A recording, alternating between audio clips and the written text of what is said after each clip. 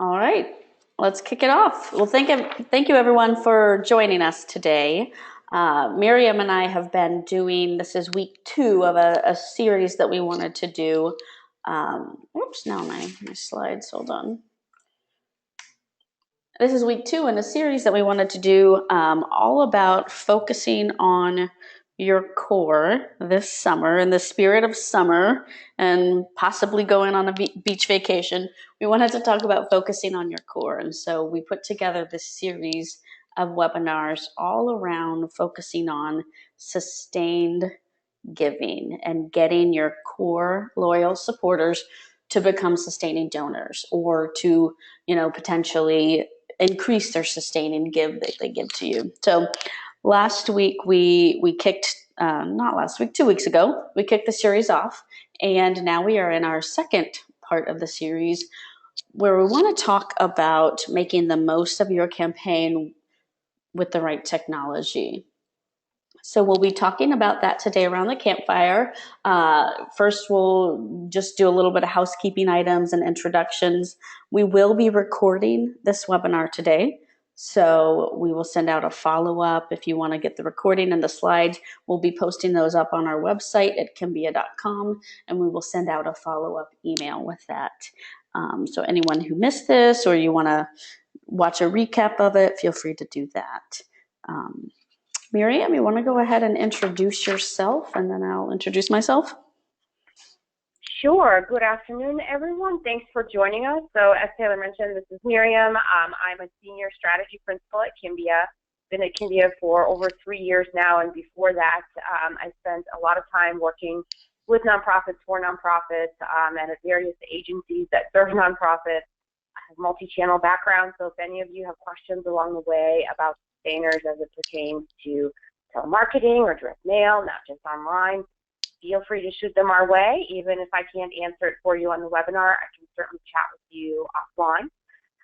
You can always follow me on Twitter at Miriam Kagan, and here a picture of me and my dog, because who doesn't love puppies? And as those of you that have been fundraising for years know, you put a puppy on a picture, on a fundraising message, people will pay attention. So I wanted to make sure to show you guys a puppy so that we know that we have your attention. And now to the awesome Taylor, who will tell you all about herself without the use of puppies. That's okay. You know what? Maybe I should Photoshop a puppy on my shoulder or something like that in this picture of me. I'm Taylor. My friends call me T Shank. And I, like Miriam, have been working in the space. I've worked at many different software technology providers for the nonprofit space in a variety of roles, working with organizations on strategy and implementation of their events and various fundraising programs. I like to write about nonprofit tech, and I like to drink way too much coffee, spend too much time in the pool with my kids, and also drink too much wine, but with puppies, wine and puppies. So that's just a little bit about me. And now let's hear a little bit about Kimbia and what we do here at Kimbia. So we focus on online fundraising, and our online fundraising tools are all about creating the best donor and participant experience. So for your everyday giving, for event registration, peer-to-peer, DIY fundraising, we specialize in giving days and crowdfunding, and also building out custom forms for whatever you might need for your fundraising or volunteer organization-wide programs. So to quickly recap on our first part in the series, if you missed it last week, I keep saying last week, it was 2 weeks ago, but quick recap on what we've talked about in the first part. We ran through the basics of the various types of sustainer models. So looked at what type of sustainer models you can build for your program. We talked about how to prospect, how to look at your data and find donors who have given before and have given recently, who you will want to reach out to for your sustain program. We talked about how to convert those donors. And then we talked a little bit about at the end about offering incentives into your sustainer program. So building And upon, Taylor, yeah, if somebody missed that, where can they go to find that presentation? Or, great. we recorded it. I know we have a downloadable deck. So where can folks go find that if they missed it? Great question, Miriam. So you can go to Kimbia.com and up in the top navigation, go to resources and click on free fundraising tools. And you will see a link to it there and maybe you can chat it into everyone, Miriam, the link, but just go to Kimbia. That's what I'm doing. Yep. Free fundraising tools. And there is a link to a posting where we posted the slides and the recording.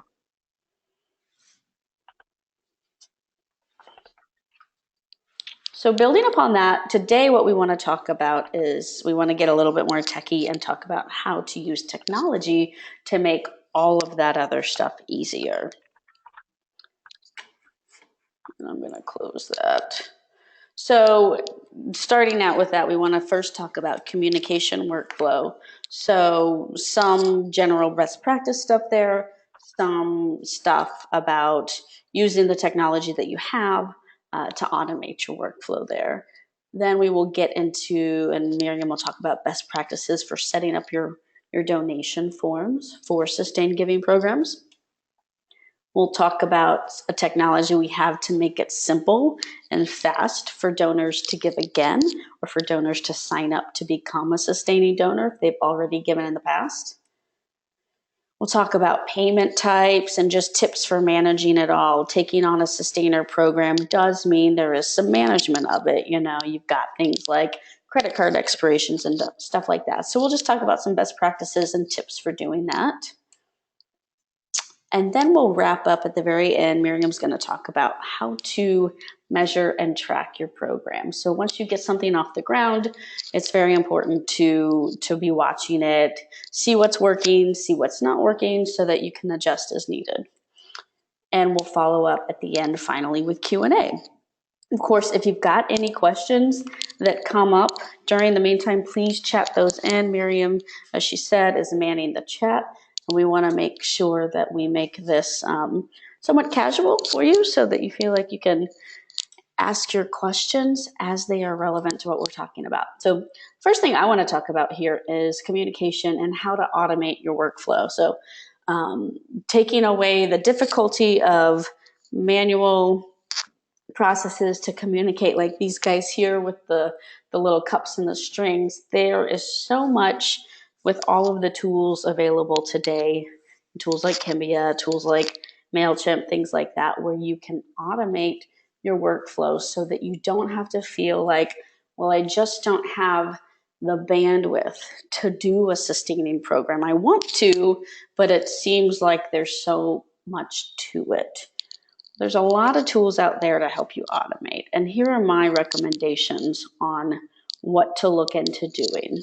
First off, start a plan, start a calendar. And I'll show you one here in a minute. That's just sort of a suggested example. Set up a calendar, look at, okay, if I want to run this program, when do I want to do it? How long do I want to run it? Do I want to run a really quick campaign over the course of a month? Do I want this to be an ongoing evergreen effort, or do I want to do it over 2 or 3 months? So set up a calendar, figure out what you want your schedule to be. Look into your online fundraising provider and your email marketing provider's ability to do reporting and scheduling. So look at what you're using and see what sort of like query, reporting, email trigger tools you have so that you can automate, automated thank you responses and automated emails that go out to people, let's say 48 hours after they became a sustaining donor, for example. So look at how you can automate your email marketing. Look at how you can automate your social marketing as well. So if you use a tool like Hootsuite or Buffer or something like that, that allows you to schedule your social messages around this campaign and schedule them around to work alongside what you're doing in email appeals. Those can help you, take the work and do the work up front and then let the technology take it the rest of the way. Most tools out there, and we have it at Kimbia, where if you give a donation, you automatically get a receipt email thank you message. So definitely be sure to set those up saying, thank you so much for becoming a sustained donor. And again, you set it up once and then you let it do the work for you. So here's just an example calendar that I put together. Let's say in the month of August, you wanted to start doing the Sustainer campaign. And let's say you want to send out, 3 different email appeals, and those will go out to people who you have prospected based on looking at your data. So let's say you want to send out one that's the initial invite saying, hey, you can become a sustaining donor. You send that out on, Tuesday the 2nd. Again, looking at your tools that you have, look for ways to see if you can automatically, run a query, run a report, and build an email trigger that will go out and, give a special thank you to people. In addition to that receipt thank you that they get, something that goes out weekly to everyone who became a sustained donor that week. So you can see I have here as an example, like the automated follow-up thank you email for everyone who gave to the Sustainer campaign within the last 7 days. And you want to run that every week. Think of it as sort of like a sustaining welcome series. Something where, again, you set it up once, you do the work at the beginning, but then once you have it set up and automated, it takes the rest of the work out of your hands and just works for you. So very similar, next week, you might want to send, hey, reminder message to become a sustainer. Exclude the people who already gave and hit that list again of everyone who you think is a good prospect. Of course, they'll get the thank you message immediately after receiving, the donation receipt. But again, every week, look at how you can run a query, run a report, set up an email trigger that goes out to everyone who's given within the last 7 days, and put them into that special thank you email flow. So just to recap a little bit and take it a step further, last week Miriam talked about how to prospect, and she showed this little model about looking at recency of the gift, frequency, how many times a donor's given, how much they gave, and looking at those people as very good sustainer prospects.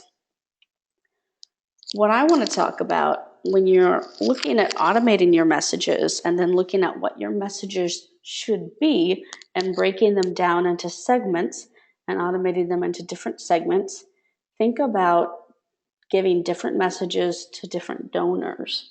So don't just necessarily look at everyone in the sustainer prospect universe and put them into the same message flow, but look at how you can cater the message to, donors who maybe give at a higher level versus donors who've given at a lower level, so that you really are giving more of a personal touch to the donor.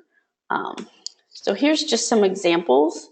Again, these are just examples of ways to look at, if someone gave in the last, gave $50 in the past 12 months, let's put them in this group and they receive these ask levels. Let's say they gave 100 to 250 in the last 12 months. Okay, I would like to ask them for a little bit more. Put them in, group number 2. And so on and so on. If they gave 500 to 1,000, put them in group 3. If they gave more than $1,000 in the last 12 months, they're at a different level, put them in group 4, and tailor those communications to those different giving groups. And Taylor, if I can jump in here. Of course. Also consider things you may know about these donors. You may not only be tracking their giving levels, but if you are running a more advanced program, you may be tracking things like interest. Taylor likes puppies and Miriam likes kittens.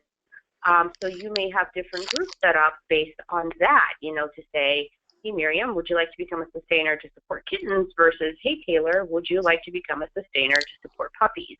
And I'll give you guys an interesting example of a client that changed the way they were approaching things to see a significant impact. I worked with a client many moons ago who had a sustainer program with 2 gift levels. One was a lower ask and one was a higher ask. In the higher ask, the ask really focused on children. So it was support the work we do with children. And in the lower ask, the ask really focused on the generic sustainer ask, support the work that we do. We said, well, why are we doing it that way? Why are we assuming that everybody that is, a higher value donor cares about children and everybody who isn't doesn't? So we demographically overlaid the data. We looked for presence of child or grandchild in household. We separated folks that way instead of by, their previous giving. We then built the ask arrays, as Taylor was showing in the previous slide, based on their giving, but we changed the message. Right, for folks that showed presence of child or grandchild, we focused on the children, and for folks that didn't, we just had a more generic ask. And just rejiggering the program that way based on folks' interest increased the sustainer conversion rate by over 50%. So think about if you are not at the very beginning stages of a program, if you already have some things in place, but you are looking to really create additional incentives and improve that conversion, think about things that you know about your donors or can learn about your donors, how you might be able to marry that to your mission impact, and then create groups that way as well and automate that. You can automate all of that today. If somebody raised their hand and said they're interested in kittens, send them version 1 versus version 2. Yeah, great points. And all of the email marketing tools out there on the market that you would be using make it so easy to do this segmentation. So one thing I'll say about that is if and I hear this definitely quite a bit, is organizations that are still like, well, I'm still using Outlook to send emails. If that's the case, look into a tool like MailChimp or My Emma or Constant Contact. They're very inexpensive. You can get a MailChimp, subscription for I think like $10 a month on the low level, and that allows you to put people, build your lists, build your segments, put them into groups, and put them into workflows so that you can really segment out the messaging to various people. So great example, Miriam. All right, another couple of examples I want to show is, again, with segmenting and with also showing impact, is just a couple of examples that I found online. Here's some puppies and kittens and a bunny. Ooh, a bunny.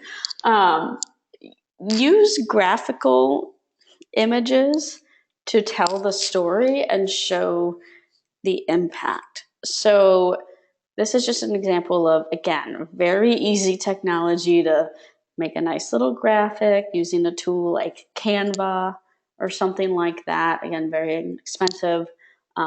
Create some graphics that really sort of show the story, and make a graphical email showing that. So you can put this into your email and have it, really work with you and your storytelling. Here's another example that I liked, again, just using a graphical element to show the impact of the different giving levels. And you might, like what we talked about with your segments, create different graphics for each of those different segments that you're sending out to. So, this example of the bunny, $15 a month, might go to group 1 where you've got levels of 15, 25, and 50, but you could update this graphic for group 2 to be starting at 25, 50, and 75, for example. I also wanted to show an example of taking a page from the corporate world. So this is an example of a software company's pricing, their pricing page.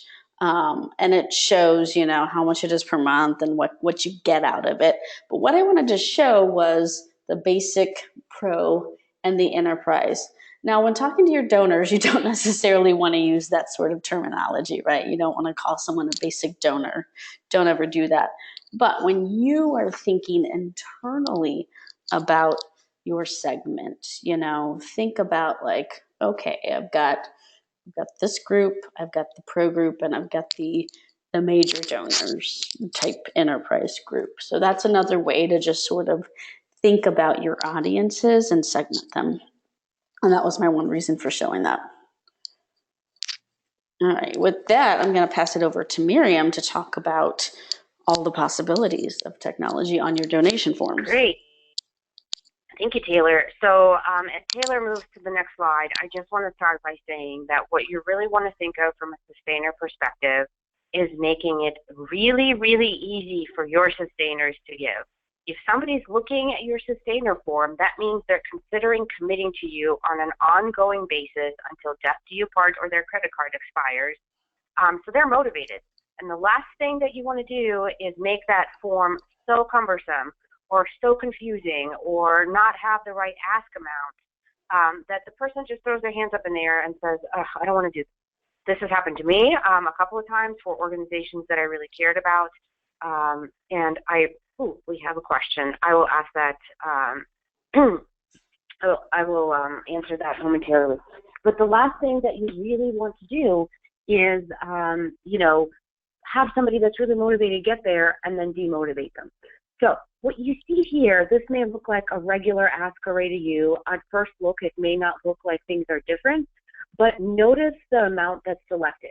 On one form, $50 is selected as the default giving amount, and of course you can change that. And on another goal, on the second form, $250 is selected as the default giving amount.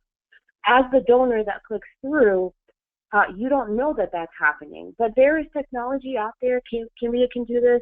We pass across information that can say, based on Miriam's past giving, what we want to signal to her. Donors take signals from you guys to say, how much do they want me to give? That's what your ask array is. It's signaling to the donor what your expectation is. So if you're using a one-size-fits-all model, you're saying, I'm just going to show all donors, 4 standard asks. That's okay if you're starting out or for new donors.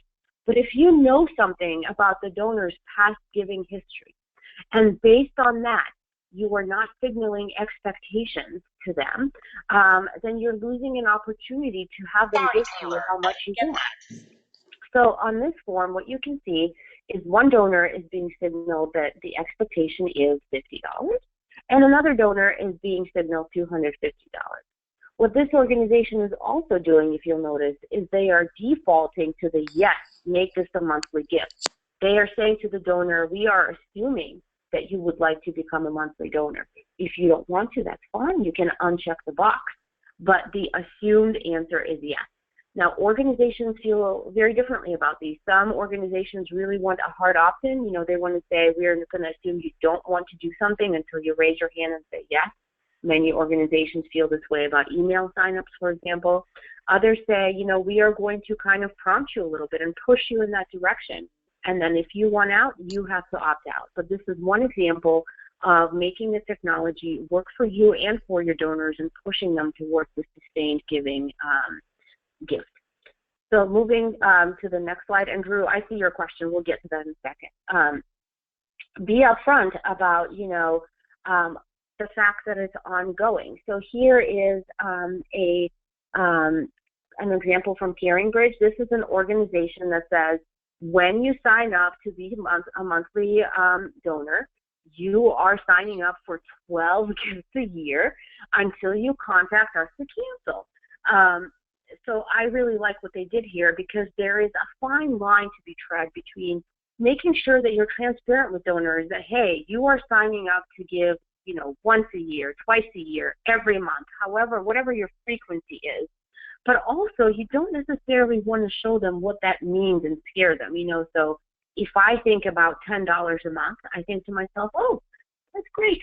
I can do that. But if you tell me that's $120 a year, Miriam, I might say, ooh, that's a lot of money. Do I have $120? So again, there's a fine line for every organization to tread between deciding how transparent you want to be. But you certainly want to be very, very clear with folks that they are signing up on an ongoing basis, and you want to make it clear what they would need to do to cancel. You'll also see that there's another form here that also speaks to when that charge will be made. So this organization chooses to say, hey, you will be charged $50 on the 15th of every month. You don't have to share that on your donation form. That can be in your thank you receipt, for example, the automated receipt that goes and says, thank you for signing up to become a sustainer. We've processed your first gift. We will process it on every 15th of the month or the 1st of the month.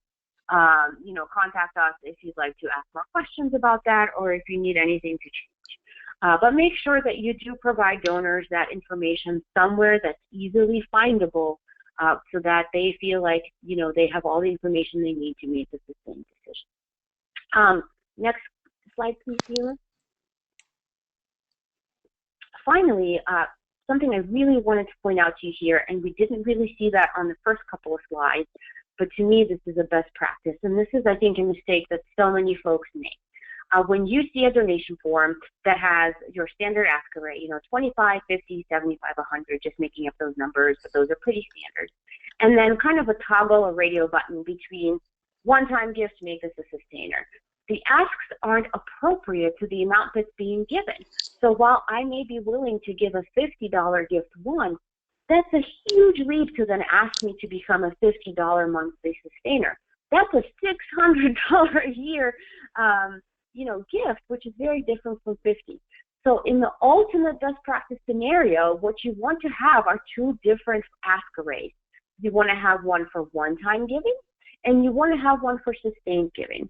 What you see here are two forms. This is actually, it looks like a tabbed browsing experience. It can be a widget called Form Chooser. It's one of my favorites, to be honest. It allows you to marry two forms together in an experience that looks to the donor like it's one form. It also allows you to decide which tab you want the donor to see. So in terms of that automation that Taylor was talking about, if you're sending out a sustained conversion email, so you're asking people to become sustainers, you can tell with code that the form that the first thing you want people to see is the sustainer tab, and then they can switch to one time if they change their mind. But the thing that I wanted you to notice here is the ask amounts are very different. On the one-time form, the lowest ask amount is $50 and it goes up to $1,500. On the sustainer form, the lowest ask amount is $5 and goes up to $125 because you're asking for a very different commitment. And so what you really want to do is understanding that if it's a cold ask, if you're not doing the giving asks based on past giving history, still adjust the expectations so that donors aren't overwhelmed by the fact that you're expecting them to give you $50 a month at a minimum. So I love it when I see organizations taking this into account and having different asks for sustainers versus one. And Taylor, a slide on this topic, or am I all done? I can't remember off the top of my head. One more. And keep in mind that sustained giving isn't just for, everyday giving. So I come to your website and I click donate, or you sent me an email saying, give me money, and I click on that and I donate. I know that somewhat as an industry, we've sometimes been trained to think that way because not all tool sets allow sustained giving asks in the context of events or limited time campaigns. As soon as the campaign ends, the sustained gift has to as well.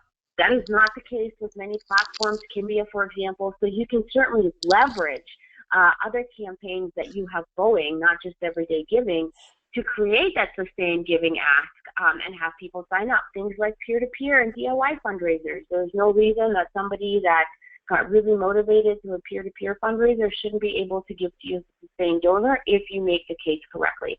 And making the case, go back and review our first webinar on this, and there's a lot of talk in there about how to make your case. You can have also, more sense of urgency, one-day or limited time events that you may be participating in or that you may be taking advantage of. Things like Giving Tuesday. which is, a nationwide giving movement to follow, which is our industry's answer to Black Friday and Cyber Monday around Thanksgiving. Also, large nationwide giving days like Give Local America. There's a great opportunities to make the case to either your current donors why on that day they may want to step up their commitment and become a sustained donor if there are things like incentive funds that you can count that sustained commitment towards, or even prizes. So don't just think of this in terms of the everyday ask. Think of other campaigns and fundraising channels where you can work in that ask in the right way. And Drew, I'm going to address your question here. Question is, can people use EFT instead of credit card? So depending on which platform you use and how they've set up, the sustained giving opportunities, you may or not be able to. But if the question is, should you, I would tell you absolutely yes. EFT is the most stable type of sustained giving. People tend to move their bank accounts much less frequently than they change their credit cards or cancel their credit cards. So if there is an opportunity for you to use EFT on your sustained ask, and I would say that's probably connected to whether or not your platform offers EFT in general, then yes, you should look into that. On that note, Taylor, I'll hand it over back to you. All right, awesome. All right, so we've been talking about how to automate, how to communicate, how to segment, and how to set up your forms. I want to talk now about some technology that can make sustained giving and giving again very, very simple. So you'll see these a couple of screenshots I've got, and they are examples of can be a donation form, customers using a technology we call SimplePay. So functionality within the Cambia platform that reduces the amount of information a donor has to enter into the donation form if they are a repeat donor. So this is fantastic for looking at, those prospects you have, people who have given, where you already have their information, they've given you a gift before, and you can use the SimplePay technology to reduce the barrier to entry into the sustaining program. So what you'll notice here on the screenshot, you get to a donation form. It looks like a pretty standard donation form, but it doesn't have all of the billing fields and everything that has to be filled out again. You'll notice here that it has on it, okay, you want to give this gift, hey, we've got a credit card for you on file, enter in your zip code for security verification, and click submit, click make my gift. You can see this client put some language around, hey, this is how we securely do this, just to make sure donors are aware that this is how, it's secure and we have your credit card stored securely.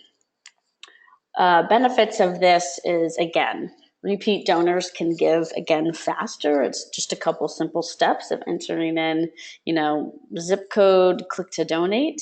And the secure information is always stored with the payment gateway. So we on our platform don't store any of that credit card information. It's all still managed through the payment gateway that you are using. I like to think about this as the Amazon one-click of, donation, charitable giving. And I like to think about that, like I think about an analogy. So if you've ever used Amazon one-click, let's say you're an avid, Amazon Primer like me, and you order things a lot and you set up your Amazon account to go in and basically say like, oh yeah, okay, I want to order this box of tissues, for example, and I like to order a bunch of stuff for my house, so I don't have to go to the grocery store and order, this, pair of pants or whatever, and then you just click on buy. They have all of my information already saved securely, and then I don't have to fill out all of my details. So great way, again, to use technology to make it that much easier, remove the extra barriers, make it that much easier to give again and to become a sustaining donor. Miriam, do you have anything to add on this? I know this is one of your favorite topics. Yes, I was just about to say that I just want to talk about this as a strategist and a person that has been responsible for raising, millions of dollars over the years, not as a Kimbian. But this to me is the best piece of technology that Kimbia has released since I've been with them for 3 years. This is something that the industry has been really lacking on our side and really wanting. For those of you that follow politics at all, and this is not a question of which side you're on, but I think if we were following what was happening in 2012 and the micro donations and the amount of money that the Obama campaign was able to raise because they used a technology like this, having stored donors' information and saying to them, hey, just give us an extra $5. All you have to do is approve, enter your zip code and verify. And we in the nonprofit industry have been wanting this for a really long time because we've seen examples of how much this helps conversion with retailers, with political campaigns, and now we can have access to this. The reason we're showing this to you for sustained donors is because sustained donors are our holy grail, right? They are the folks that once we can get them and once we can get them to sign up, we don't have to do very much to keep them from a fundraising perspective. We certainly have to cultivate them, but we've made the ultimate conversion. So anything that we can do to make that conversion super easy, and in this case, they only have to say yes and enter their zip code, to me is a huge leap forward and something that our industry has really been needing. So I am certainly beyond of an advocate of this because as a fundraiser, I just see so much potential for folks to really leverage this to get significantly more funds and significantly easier relationships with their donors. Mm-hmm. So that's my soapbox about what might seem like a small thing, but to me it's huge. It's a revolutionary thing that we now have that I think can really change as a game changer for how we fundraise. Yeah, and we've seen just as an example, organizations that implement this see 30+% increase in conversion rates to get their people who they send appeals to become a sustainer, to give again. Huge increase in conversion and converting those people into donors or into sustaining donors. So, yeah, very exciting. And Taylor, maybe we should verify here. I just want to make sure we don't confuse anyone. In order to do this, you have to have had the donor give you a gift already. Yes. So you can't know their payment information unless they've given you a gift, right? So, this is certainly a follow-up step once you've managed to convert somebody to become your donor in the first place. That hard work comes up front. But once you've done that, it's the follow-up, whether it's the second gift, you'd like another gift for something else you're doing, or, you'd like them to sign up to be a fundraiser for you, or you want to convert them to a sustainer. It's that follow-up giving that this makes so much easier. But I don't want anybody to be confused that, Taylor's come to your website, she's never given you a gift, and she can somehow magically do this. No, that can't Taylor happen. Still has to whip out her credit card once. She still has to, give you all of her billing information once. But after that, assuming Taylor doesn't go ahead and cancel that credit card right away, this can, interacting with you financially can be that much easier for her. Yeah, and that's a great point, Miriam. Thanks for bringing that up. And moves us into the next slide too. Just quick understanding of how this works and how we do it is that someone who has already given to you gets a unique ID on their transaction, and then within the platform you can pull a report and you can actually get a unique ID to tag on to. Let's say you're going to reach out to this donor via an email. You're reaching out to people who, let's say, have given within the last 12 months because you're asking them to give again, or you're asking them to become your sustainer. You use the unique ID that you have for that donor from their past transaction and tack it onto your email marketing campaign link. So, you put that at the end of the link to your donate now button, and that's how it passes through that information. So great point, Miriam. Exactly. It only works for donors who have already given to your organization. Okay, so going into payment types, and and Drew brought this up a little bit, asking about EFT. There's a lot of different ways to pay out there now, right? Luckily, the internet and payment gateways and online technology like what we've got makes it really easy to plug all of those together. So some of you may or may not be, uh, accepting all of these payments. My recommendation is to offer as wide a variety as you can. And I don't know, Miriam, you might comment on that too, but obviously donate by credit card.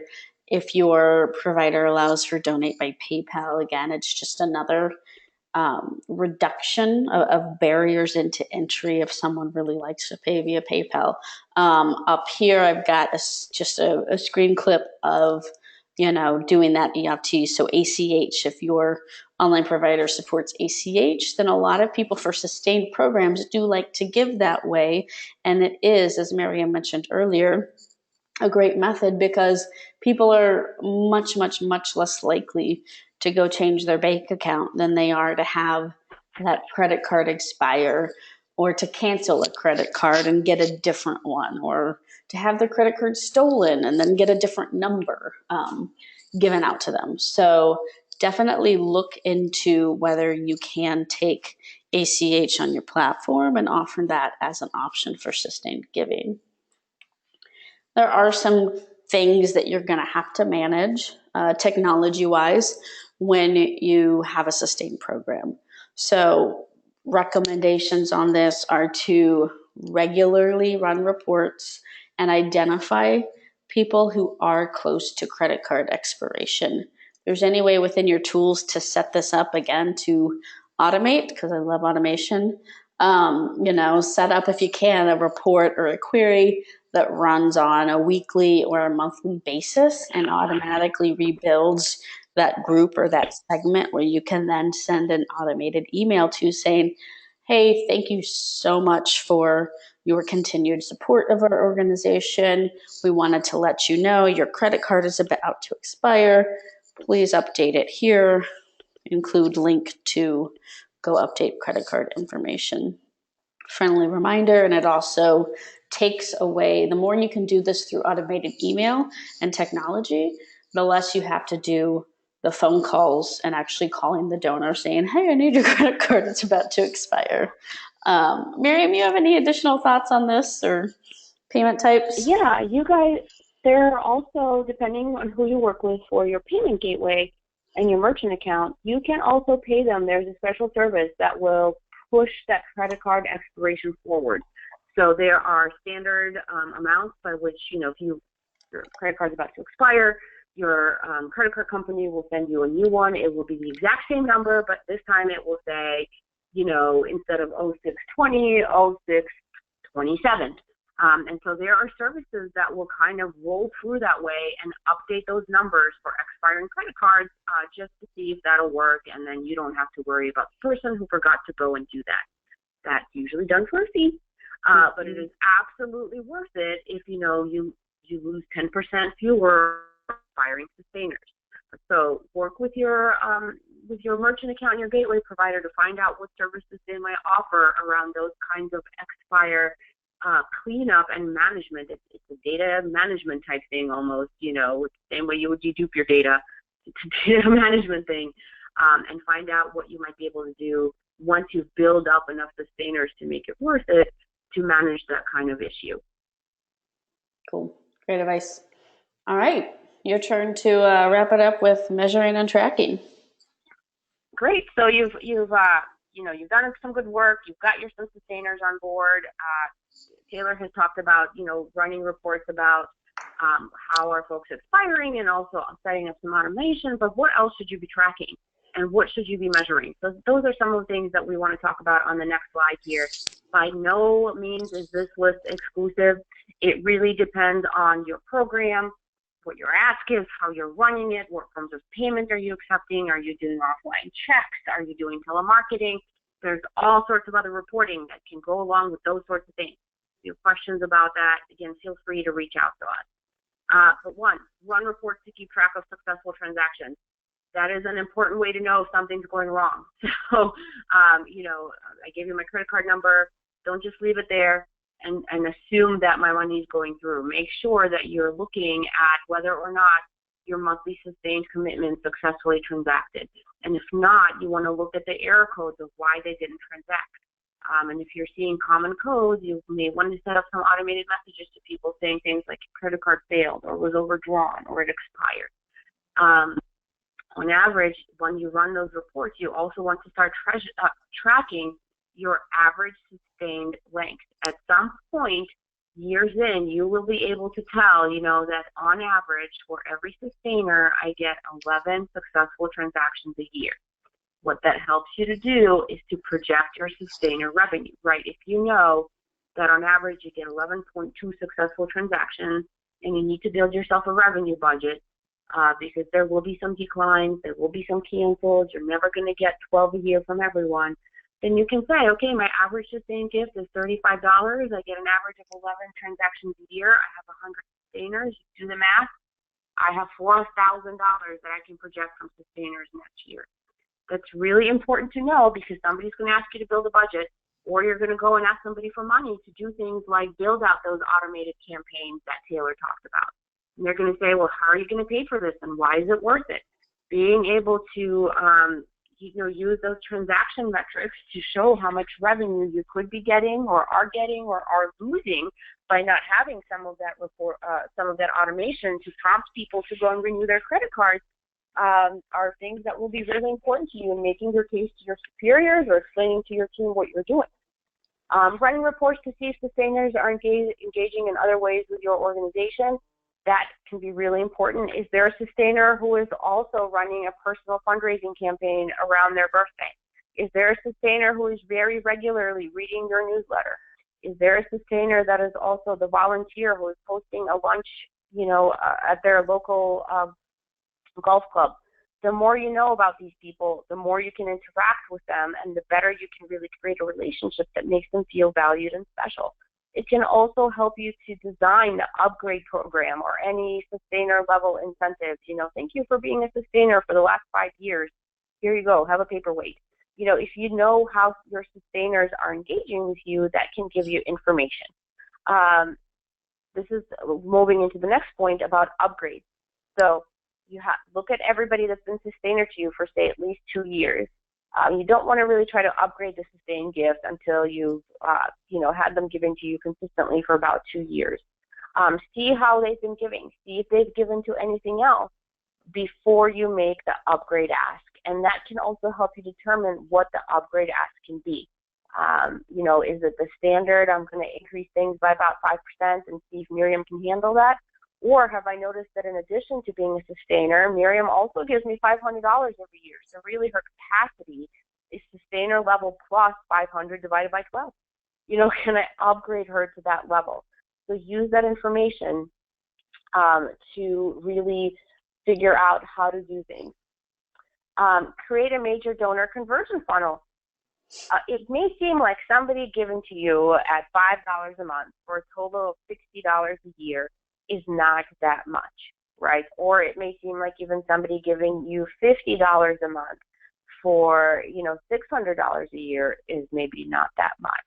But people who are committing to give to you consistently are people who are great major donor prospects. These are people that have raised their hand and said, I am so committed to your organization that I'm going to support you every single month. And just because I'm giving you $5 or $10 doesn't mean that I don't have the capacity to give more. You don't know what I'm doing. So there are things like major donor overlays and wealth engines that can tell you my overall wealth and capacity to give. They can also tell you whether or not I'm giving to other organizations. They won't tell you how much, but they can tell you whether or not I'm giving to others. If you see that I'm giving to 10 or 12 nonprofits in addition to you, I clearly have some financial capacity.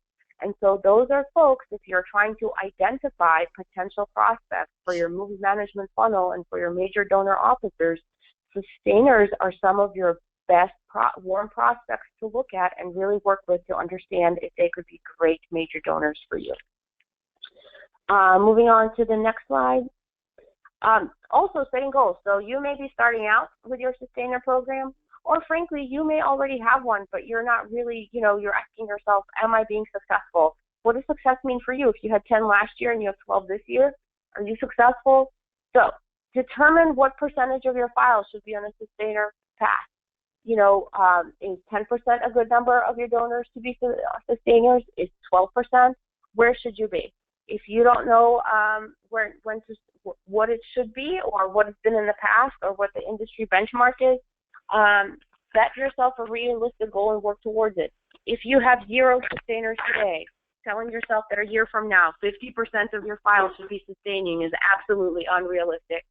If you have 0 today and telling yourself that a year from now you'd like 5% of your files to be sustainers is much more realistic.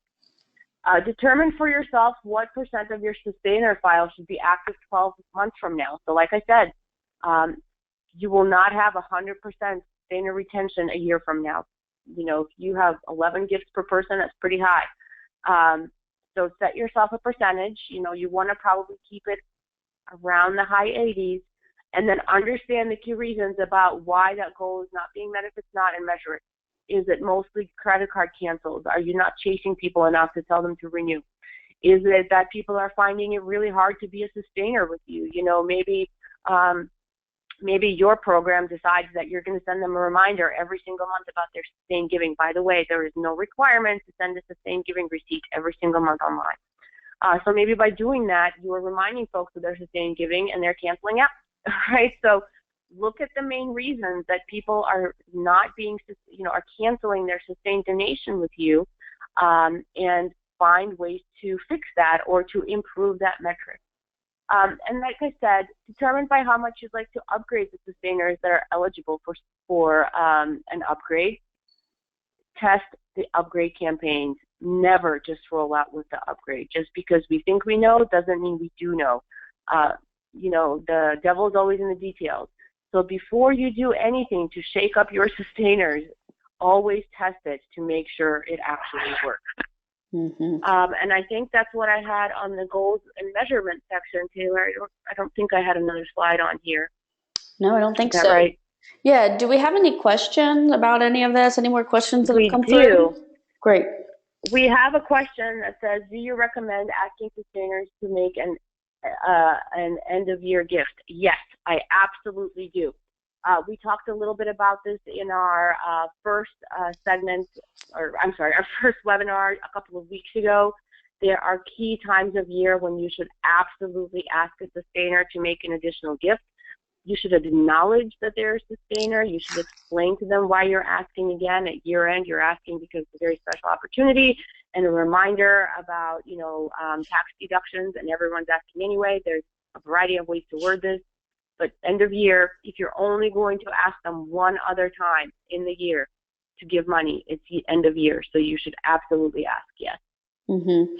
Yeah, and I think there's even opportunity if your organization set up this way to show, impact from what their monthly donation does and impact on what that special time of year does.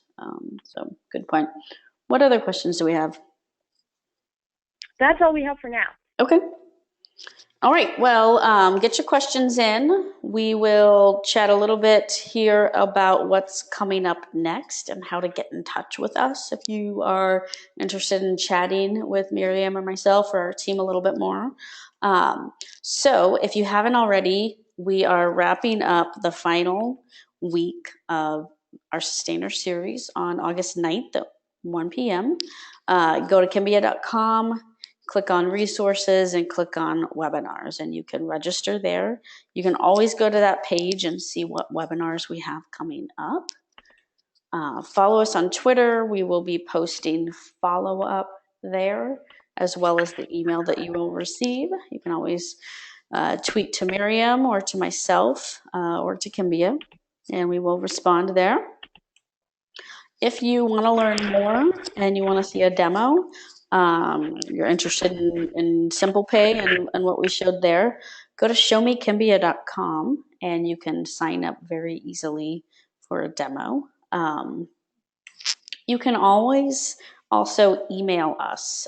We have an email inbox for Kim at kimbia.com where we take questions on any topic you have on fundraising. If you want to ask anything about what we talked about today, you can send an email to Kim at kimbia.com, and Miriam and I will see that, and we can get the answers to you, follow up one-on-one, or we also might feature your question in our Dear Kim column. Of course, we keep them totally anonymous. So if you want to send us a question about fundraising, it's completely anonymous. It's like a Dear Abby column that we started recently. So send us your questions to Kim at kimbia.com if you want to chat more, or if you just have a question you'd like featured in our column. And we just had a question come through that I think is a little bit more, Taylor, of a Dear Kim question, but I think we can answer it here since we have just a few minutes. During an online fundraiser, what kind of different things should one be posting to keep people interested in coming back, especially related to fundraising on Facebook? This is a really big question, and so Lucy, you might want to reach out to us offline to talk us through a little bit more. But a couple of things you definitely want to be posting and sharing, and Taylor will jump in here as well, is if you have a goal, progress towards your goal. So, if you're raising $50,000 to build a new classroom, then you want to say, we've raised $25,000 so far, and we only have a week left. So not only progress, but how much time is left. You want to share impact stories. So how will the money raised help, help your mission, or who, so if you're building a new classroom, who is it going to help? Is it kids in a specific area, or why is the classroom needed? And messages and impact stories from similar campaigns that you've done. So, last time we built a classroom, this is what happened. You also, especially on Facebook, may want to call out folks that have supported you. So, hey, Taylor just gave to us. She was the person that helped us cross the $30,000 line. Oh my goodness, Taylor is so amazing. Right? So you want to post and kinds of things. Taylor, do you want to add? I know that you also have a lot of experience in this kind of area. So what would you also be sharing? Yeah, all of those things. And one other thing I'll add to it is you can use social media as a tool to also help coach people who might want to spread the word for you. So in addition to posting the impact stories and call out thank yous to people who are your Rockstar volunteers for the event, let's say, or Rockstar donors, one of my recommendations is also to post like, hey, here's a message you can share out on your Facebook wall with your friends and family and Facebook connections about what we're doing, and include maybe a nice image or a link to a story or something like that they can share. So think about doing posts that are good for coaching your followers to share and spread the word. Oh, that's a great point, Taylor. The other thing, I'm so glad you brought that up. And as you were talking about that, the other thing that occurred to me, Lucy, is that, if you have any sort of incentive, that's definitely something you want to share. So if you have a partner who has stepped up and said, we will match $15,000, definitely share that. Your money will be doubled up to the first $15,000. If you have any prizes, so, anybody that gives to us this Tuesday will be eligible to go on a private tour of the classroom that we've been building, or we'll get a special handwritten poster from kids in the classroom once it's open. You definitely want to share those kinds of things as well to motivate people to give. Mm-hmm. And one other thing I just thought about too is, and something I haven't done myself yet, but I've been watching a couple people do it and want to do it, and I want to talk to people about doing it more, is, and something particularly good to do, let's say, when you are, let's say, the day before your event where you're setting up and you want to get people excited, and then the day of event where you're actually there, if you have a physical event going on, is try doing some Facebook live stream as well and say like, hey, we're here, this is what we're doing to get ready for tomorrow, the big day. Click here to go donate and support us, or click here to get the details to where you can come along and join us today. And then on event day, whether whether this is a virtual event or an actual event that you are having somewhere, on the day of, try and think about how you can do some, hey, we're here, this is what we're doing, Facebook Live updates throughout the day. Great.